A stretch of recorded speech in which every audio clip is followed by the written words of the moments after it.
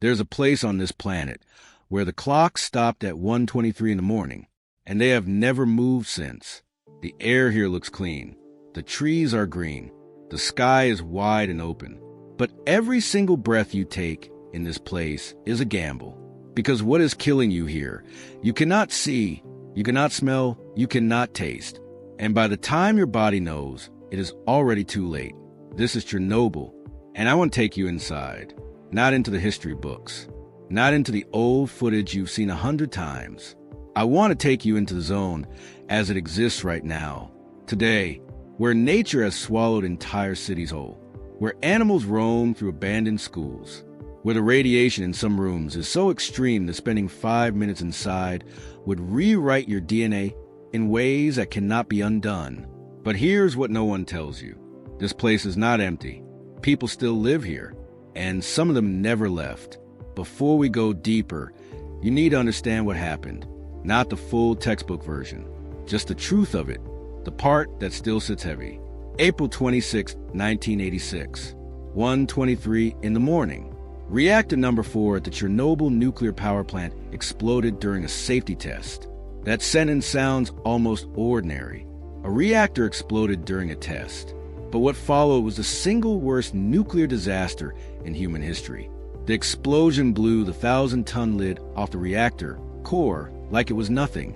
A column of radioactive fire shot into the night sky, and the material it released, cesium-137, strontium-90, iodine-131, plutonium, would eventually contaminate over 100,000 square kilometers of land across Europe.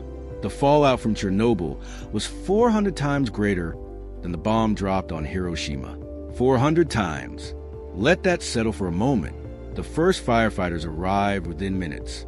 Young men, some of them in their 20s, they climbed onto the roof of the reactor building. They stared directly into the open core. A blue-white glow. Beautiful, almost. One of them described it later as seeing something that looked like it was alive. They didn't know what they were looking at. They weren't told.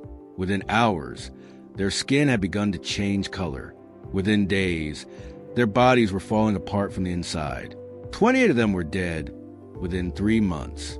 Not from burns, not from impact, from something invisible that had already entered every cell they had. And the thing is, the Soviet government tried to hide it.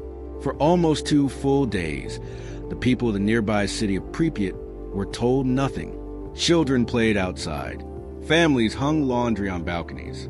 Couples walked through the parks, all while an invisible cloud of poison drifted over them.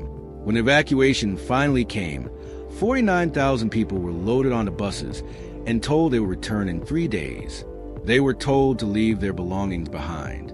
Take only what you need for the weekend. They never came back. Now imagine that. You lock your apartment door on a Saturday afternoon. Your child's toys are still on the floor. The dishes are in the sink. A book is open on the nightstand. And you never see any of it again. That is what Pripyat is. A frozen Saturday afternoon that has been rotting in silence for almost 40 years. And today, that silence is one of the loudest things you will ever hear. When you first enter the exclusion zone, the 30-kilometer perimeter around the reactor, it doesn't feel the way you expect. There's a checkpoint. Guards. Your documents are reviewed. Your Geiger counter is turned on. And then you drive in. And at first, it just looks like countryside. Birch trees, overgrown roads, wild grass so tall it hides the asphalt completely. You could almost forget where you are. Almost. But then you glance down at the device in your hand, and the numbers are already climbing. Not fast, not yet, but they are not normal. They are 2, 3, sometimes 5 times the background radiation of any ordinary place. And you haven't even arrived yet. The road to Pripyat is cracked and warped.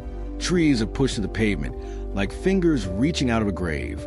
Nature is not reclaiming this place gently. It is consuming it. And as you drive closer, the buildings start to appear through the trees. Gray, angular, Soviet. Their windows are black and empty like eye sockets in the skull.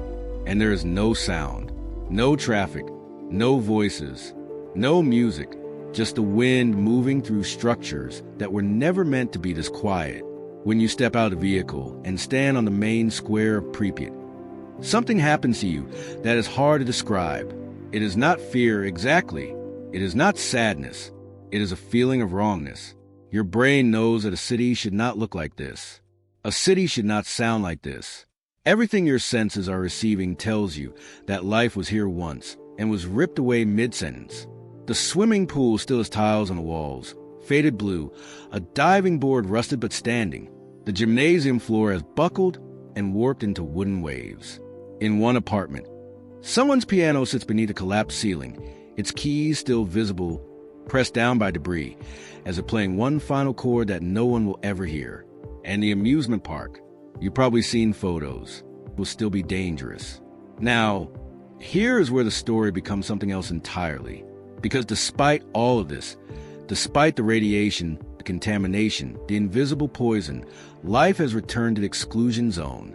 And not just a little.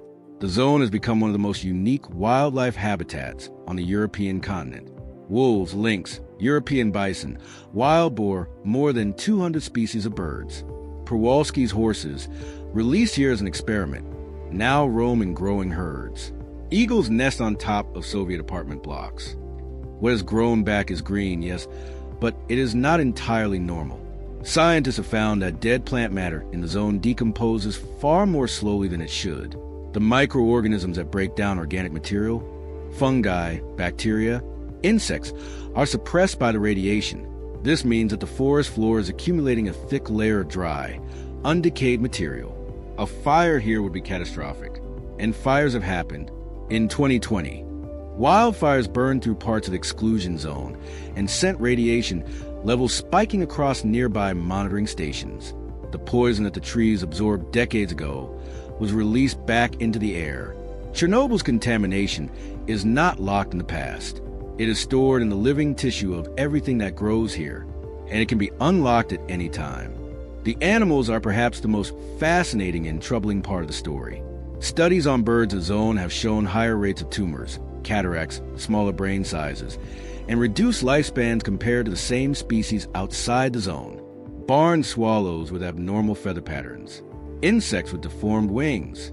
And yet, paradoxically, the wildlife populations are thriving, not because the radiation is harmless, but because the absence of humans is more beneficial to them than the presence of radiation is harmful. Think about what that means. We are so destructive as a species that our absence is better for wildlife than nuclear contamination. That might be the most disturbing fact in this entire story. And then there are the people who stayed. They are called the Samosli, the self-settlers. After the evacuation, a small number of residents, mostly elderly women, refused to leave or quietly return to their homes within the exclusion zone. They said they would rather die on their own land than live as refugees in a strange city. Some of them are still alive today, in their 80s and 90s. They drink water from wells that no government would approve. They eat vegetables from gardens planted in contaminated soil. They pick mushrooms from forests that would make a dosimetrist go pale. And some of them have outlived the scientists who told them they would die. I spoke to a researcher once who had studied the Samosli for years. He told me something I will never forget.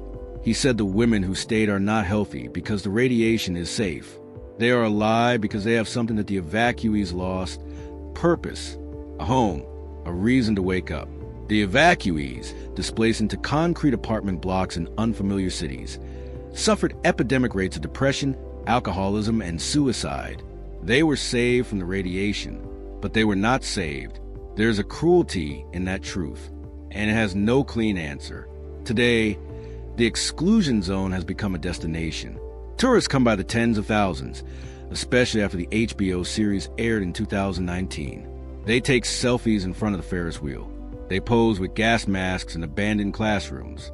They walk to the hospital basement where the firefighters' clothing is still stored. Clothing so contaminated that the Geiger counter screams when you approach the door. Some tourists treat it as an adventure. Others fall silent. It depends, I think, on whether you see this place as a ruin or as a grave. Because it is a grave. Beneath the concrete and the wild grass and the rusted playgrounds, there are traces of people who did not choose this. Children who drank contaminated milk for days before anyone told their parents. Workers who were told the reactor was safe, who were told the readings were wrong, who were told not to panic. An entire city that was sacrificed to bureaucratic delay and political pride. There's a room in one of the schools in Pripyat that stays with me, not because of what is there, but because of how it feels. Small chairs pushed back from small desks, textbooks open, their pages swollen with decades of moisture, the ink faded to ghosts of words. A child's shoe in the corner, just one, and you stand there, and the Geiger counter ticks in your hand like a heartbeat that is not yours, and you realize that this room has been waiting, not for the children to come back, but for someone, anyone, to stand here and understand what was lost. Chernobyl is not a place that wants to teach you about nuclear physics. It is a place that wants to teach you about silence, about the weight of choices made by people who never had to live with the consequences, about what happens when the truth is too inconvenient to tell, about how the earth does not forgive, but it does continue. It grows over our mistakes. It sends wolves through our hallways and moss across our monuments. It fills our swimming pools with rainwater and our theaters with birdsong. And it does this not out of kindness, but out of indifference. The earth does not care that we were here. It only notices when we leave. Somewhere inside that exclusion zone right now, as you listen to this, a fox is walking through an empty kitchen. Rain is dripping to the ceiling of a hospital where men died, screaming in agony as their bodies dissolved. A tree root is slowly splitting the foundation of an apartment building where a family once argued about what to have for dinner. And deep beneath the new Safe Confinement, the elephant's foot is still warm, still radioactive, still waiting. Chernobyl will outlast every person alive today. It will outlast their children and their children's children. The cesium-137 in the soil has a half-life of 30 years, which means it will take roughly 300 years for it to decay to negligible levels. The plutonium-239 buried in the reactor has a half-life of 24,000 years. 24,000. Human civilization, as we know it, is roughly 10,000 years old. This contamination will last more than twice the length of everything we have ever built, written, believed, and remembered. We created something here that we cannot undo, not with money, not with technology, not with time, at least not with any amount of time that is meaningful to a human life. And maybe that is the real lesson of this place. Not that nuclear energy is evil, not that the Soviet system was uniquely flawed, but that there are doors that, once opened, can never be closed, and that the most dangerous thing on Earth has never been radiation or fire or even war. It has always been the moment when someone in power